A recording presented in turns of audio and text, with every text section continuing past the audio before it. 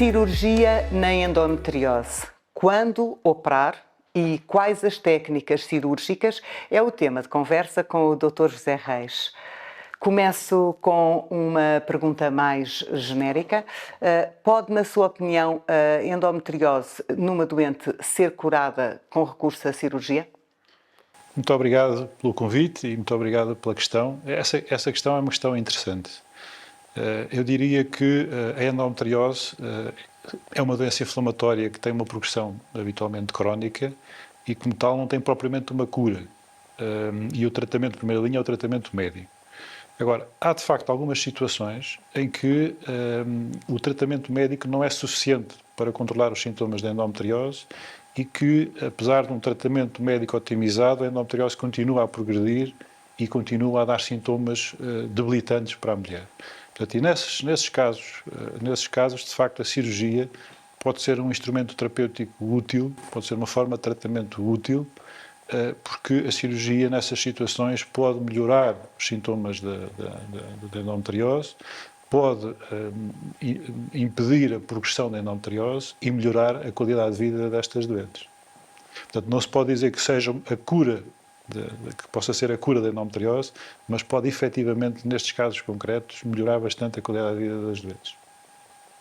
Quais são então as principais indicações para cirurgia numa doente com endometriose? Pois bem, em que situações então é que nós colocamos em cima da mesa a possibilidade de cirurgia numa doente com endometriose?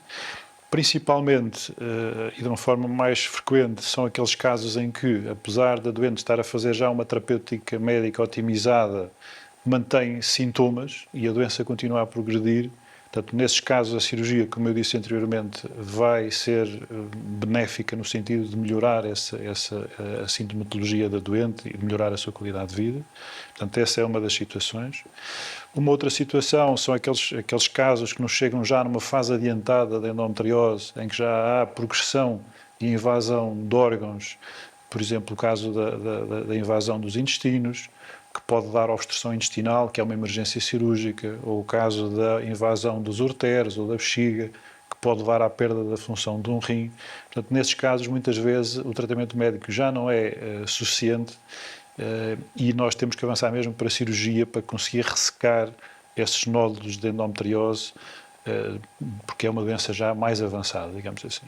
E por último, também não menos importante, são aqueles casos em que, apesar dos exames, sobretudo exames de imagem que a doente faz, em que há suspeita de que as lesões que nós estamos a ver não sejam lesões benignas, ou seja, há dúvida. E quando existe dúvida, a única forma que nós temos de ter a certeza é fazer cirurgia, remover essas lesões, mandá-las para analisar no laboratório de anatomia patológica, para nós depois ficarmos mais, mais confiantes e transmitir isso também naturalmente às doentes. E relativamente à endometriose do útero ou a adenomiose, em que situações é que existe indicação para cirurgia nesta doença? Bem, a cirurgia nos casos de doentes com adenomiose é reservada principalmente para aqueles casos de adenomiose muito sintomática, que dá muitas dores, sobretudo dor menstrual, mas também em algumas mulheres dor não menstrual, e em que, apesar da terapêutica médica, as mulheres mantêm esse tipo de queixas, portanto aí pode haver necessidade de fazer efetivamente cirurgia. E também um outro tipo de queixas muito frequente na adenomiose é a hemorragia menstrual excessiva, hemorragia menstrual abundante. Portanto, essa pode ser também uma indicação, se não houver resposta ao tratamento médico, pode ser também indicação para cirurgia. Menos frequente, mas também pode acontecer, é doentes com adenomiose, sobretudo adenomiose mais extensa, poderem ter, por exemplo, abortos de repetição, sobretudo abortos numa fase inicial da gravidez, ou então doentes com adenomiose, com infertilidade, que tentam várias fertilizações in vitro sucessivas e que não têm sucesso. Portanto, nesses casos, existem alguns tipos de adenomiose, sobretudo a adenomiose fecal, cuja remoção pode melhorar o prognóstico obstétrico. Agora, o tipo de cirurgia na adenomiose depende essencialmente do tipo de adenomiose e da extensão da doença e também do desejo ou não da mulher preservar a fertilidade. A remoção do útero ou esterectomia é recomendada para o tratamento da endometriose. Em que situações? Pois bem, a esterectomia, em algumas situações pontuais, pode ser pode ser um tratamento, neste caso um tratamento cirúrgico, recomendado. Que situações são essas? São sobretudo aquelas doentes que têm sintomas muito graves e que já não pretendem preservar a fertilidade. Portanto, essas doentes, efetivamente, podem ter indicação para a esterectomia. A esterectomia em si pode ser um instrumento terapêutico útil para remover mais completamente os focos de endometriose, efetivamente porque existem algumas localizações de endometriose. Uma delas é, por exemplo, nos paramétrios, que é uma zona ao lado do colo do útero, ou então no septo retovaginal, que é uma zona que existe por trás do útero, que são de mais difícil acesso e que, se nós fizermos a remoção do útero, podemos tirar os focos de endometriose, esses nódulos de endometriose, em conjunto com o útero, e conseguimos ter um acesso mais fácil e, desta forma, fazer uma maior erradicação da doença, digamos assim. E, portanto, de facto, nesse aspecto, pode-nos facilitar a remoção completa dos focos de endometriose. Uma das decisões importantes quando se faz a esterectomia é se tiramos ou não os ovários. Portanto, isso é uma decisão muito importante, porque tem benefícios, tem prós e tem contras. Se nós optamos por remover os ovários, as doentes entram na menopausa, não é? Portanto, e a partir daí existem alguns efeitos a médio e longo prazo, como seja a perda de massa óssea, o aparecimento dos afrontamentos, alguns riscos eventuais cardiovasculares. Por outro lado, se optamos por deixar os ovários, há um risco maior de os ovários continuarem a produzir hormonas e continuarem a estimular eventuais focos residuais de endometriose que tenham ficado e que haja uma recidiva da doença. Portanto, isto é um aspecto que, quando se faz esterectomia, tem que ser bem discutido entre o médico e a doente, apresentados os prós e os contras, e tomar uma decisão. Apesar de tudo, quando se opta por remover os ovários, é possível fazer uma compensação hormonal a seguir, mas a própria compensação hormonal não pode ser uma compensação hormonal qualquer, tem que ser determinados compostos específicos, caso contrário, corremos o risco de que essa compensação hormonal possa vir a levar a uma recidiva de focos residuais de endometriose que possam ter ficado.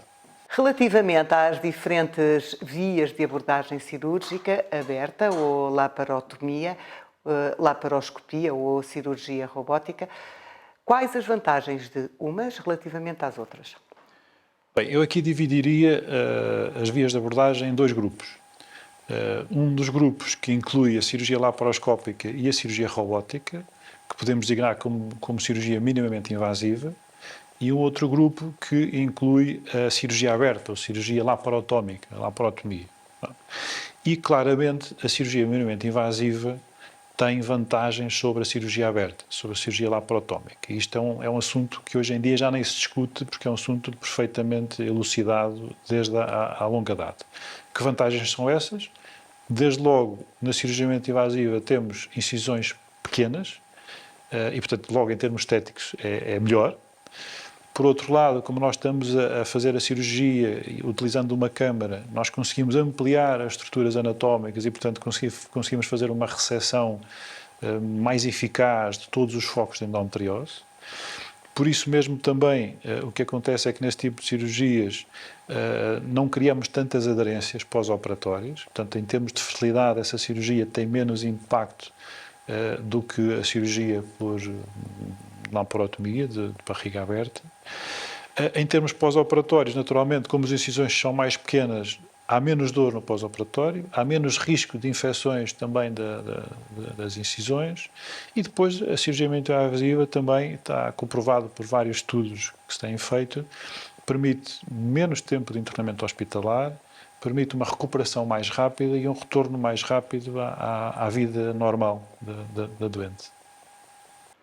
E como têm câmaras, não é, e podem aumentar, certamente que também conseguem ir mais ao pormenor. Mais ao pormenor, e conseguimos fazer uma excisão mais eficaz dos focos de endometriose e, mais do que isso, de uma forma melhor, preservar as estruturas que são para preservar, quer sejam nervos, quer sejam outras estruturas. Quando realiza uma cirurgia de endometriose, por vezes tem de pedir colaboração de outras especialidades. Quais e em que situações? Pois bem, a cirurgia de endometriose é uma cirurgia complexa e sendo uma cirurgia complexa, é uma cirurgia que deve ser realizada só por ginecologistas que sejam expertos nesta área e idealmente em centros de referência que tenham uma casuística boa para manter, digamos assim, o treino cirúrgico e muitas vezes é necessário, e tem que ser centros que permitam uma abordagem multidisciplinar. Né?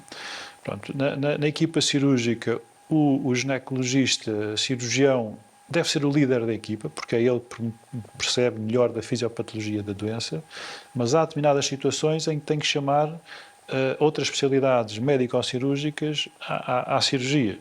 Por exemplo, se houver invasão dos intestinos, muitas vezes nós precisamos de chamar o cirurgião coloretal. Se houver invasão dos ureteres ou da bexiga, precisamos ter ajuda do urologista. Se houver invasão da pleura, do diafragma, dos pulmões, precisamos de ajuda do cirurgião torácico. Portanto, isto são só alguns exemplos. Agora, há também outros médicos, não cirurgiões, e até outras especialidades e até outros profissionais de saúde que também são muito importantes na abordagem multidisciplinar destas doenças. Por exemplo, o anestesista tem que ser um anestesista com experiência neste tipo de cirurgias, porque são cirurgias prolongadas e são cirurgias que requerem um bom controle da dor no pós-operatório.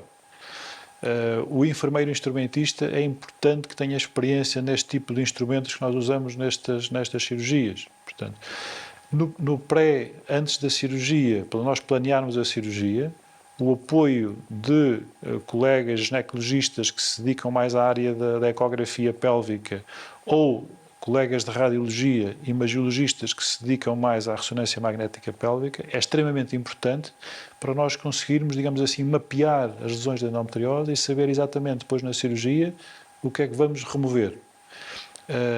E no pós-operatório há outras valências também extremamente importantes. Por exemplo, a fisioterapia pélvica, os colegas especialistas em fisiologia do exercício são importantes na recuperação funcional destas doentes no pós-operatório. Os nutricionistas são importantíssimos, porque as dietas anti-inflamatórias, que hoje em dia se fala cada vez mais, são importantes para a manutenção desta doença, para o controle dos sintomas a longo prazo. Os próprios psicólogos, né? Isto muitas vezes são doentes que lidam com dor crónica e, portanto, que têm problemas relacionados da área psicológica e, portanto, os psicólogos têm também aqui um papel extremamente importante. Portanto, isto são exemplos da abordagem multidisciplinar que é necessária e, efetivamente, um centro que trata a endometriose tem que ter disponíveis esta abordagem, tem que ter disponível esta abordagem multidisciplinar. Qual é o tempo médio de internamento após uma cirurgia de endometriose e quais são os fatores que podem prolongar o tempo de recuperação? Bem, o tempo médio de internamento e a recuperação dependem muito, por um lado, da abordagem que nós utilizamos, da abordagem cirúrgica que nós utilizamos e também da complexidade da doença. Nas cirurgias cuja abordagem é minimamente invasiva, seja laparoscopia, seja robótica, o tempo médio de internamento, na maioria dos casos, varia entre as 24 e as 48 horas. Se a abordagem é por via laparotómica, regra geral, o tempo de internamento é um pouco superior e estamos a falar de 3 a 5 dias.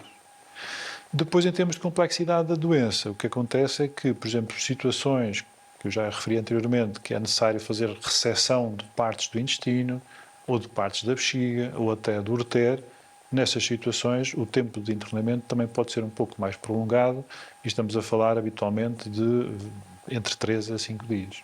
Que recomendações deixaria para uma melhor recuperação após a cirurgia? Mais uma vez, a recuperação e as recomendações variam com a complexidade da cirurgia que se fez. Mas há, assim, algumas recomendações gerais que o ginecologista cirurgião habitualmente faz, que são, a seguir à cirurgia, nos dias que seguem no pós-operatório, é importante evitar esforços físicos mais intensos. A recuperação completa para retorno à vida normal demora habitualmente entre 2 a 6 semanas, dependendo do grau de complexidade da cirurgia. Apesar de tudo, é importante manter a deambulação, ou seja, não fazer esforços físicos, mas a doente deve-se manter ativa, fazer pequenas caminhadas, porque essa atividade, essas pequenas caminhadas são muito importantes para diminuir o risco de trombose, sobretudo trombose dos membros inferiores, e também para melhorar a função intestinal, que às vezes fica um bocadinho mais comprometida na fase pós-operatória. Um outro aspecto importante no pós-operatório é o controle da dor. Portanto, é importante a doente levar os analgésicos e cumprir as receitas de analgésicos prescritas pelo ginecologista. É também muito importante manter as incisões abdominais limpas, secas e, ao mínimo, a suspeita de haver um problema de infecção, reportar ao médico para serem